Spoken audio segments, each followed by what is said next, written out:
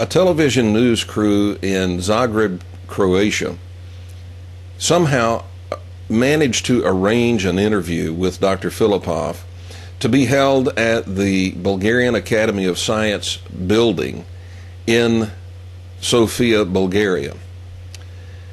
At the appointed date and time, they arrived, and as they had arranged, they set up their camera in the lobby of the Bulgarian Academy of Science building. After a little bit, Dr. Filipov walked into the lobby and sat down for an interview. The results of that interview were nothing less than astounding. The film crew and the reporter spent about 19 minutes with Dr. Filipov and then concluded their interview, packed up, and left. They said that they were not able to use the interview because, in fact, they were not able to actually carry on a coherent interview with Dr. Filipov. According to the reporter, Dr. Filipov appeared to be intoxicated. But they used a small clip, just a few seconds, of Dr. Filipov's face from the interview in another story that they put together to talk about extraterrestrials. And they never aired the 19 minutes. Through contacts that I have overseas, I was able to obtain the entire 19-minute interview. I also have never aired it because I do not have permission to do so. But I have viewed it.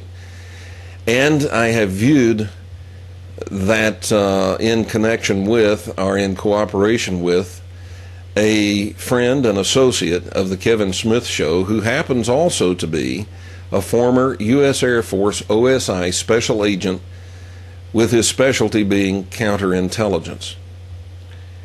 Both of us came to the same conclusion independently, and that is that Dr. Filipov is definitely not intoxicated.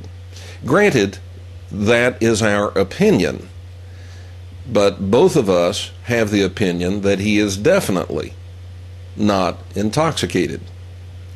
Now, my background is as a career law enforcement officer, and I am certified in detection of intoxication.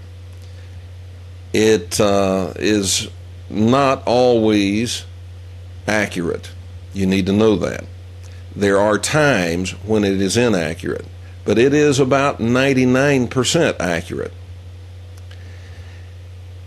You need also to know that a police officer does not need to smell alcohol on your breath, because alcohol actually has no odor at all.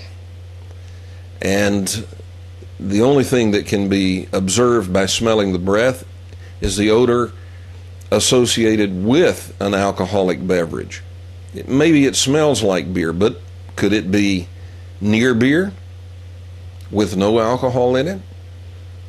So when a police officer is standing on the side of a road having stopped someone for a traffic violation, and he's talking with them, there are other things that he looks for to determine whether he should give a field sobriety test to see if this person is intoxicated. One of those things is slurred speech, but that by itself is not enough.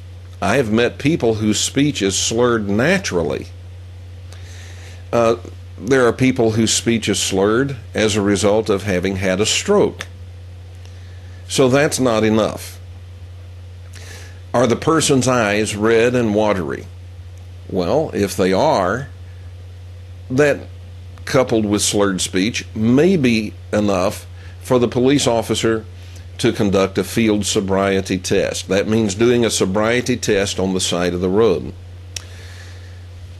But even that is not enough. There are all kinds of reasons why a person's eyes may be red and watery. Mine often are, due to allergies. But there is one thing that a police officer can note. He can observe that pretty much nails it down as to whether alcohol is present in sufficient quantities in the person's bloodstream to cause intoxication. That's called horizontal gaze nystagmus. Now, you have probably seen on television or you've seen on video where a police officer is standing on the side of the road talking to someone that he suspects is intoxicated. And he holds a pen up in front of their face and he tells them, watch the tip of the pen. Don't move your head, just follow it with your eyes. And then he begins to move the pen back and forth.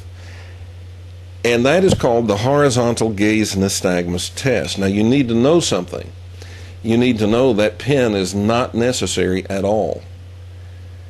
The only reason it's there is because it's part of standardizing the test.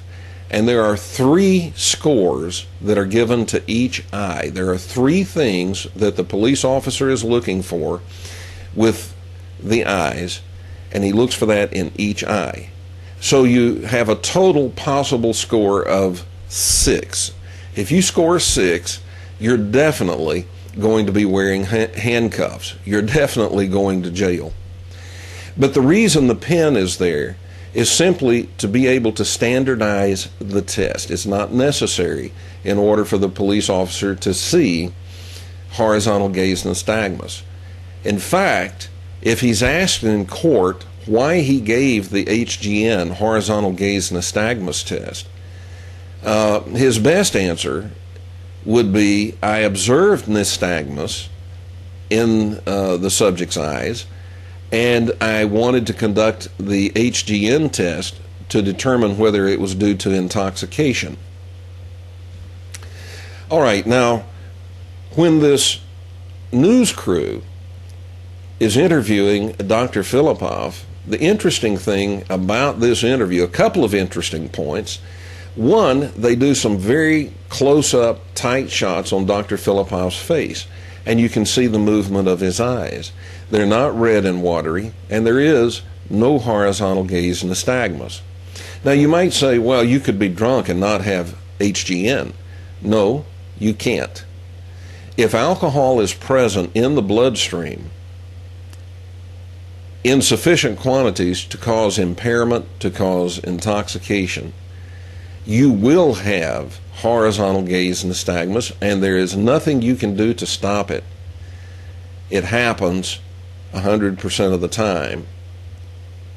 Now, horizontal gaze nystagmus by itself does not mean the person is intoxicated 100% of the time. But 100% of the time, if you are intoxicated with alcohol, you will have horizontal gaze nystagmus.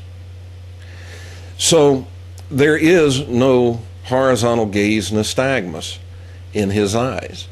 It is my opinion that Dr. Filipov was definitely not intoxicated, at least not with alcohol.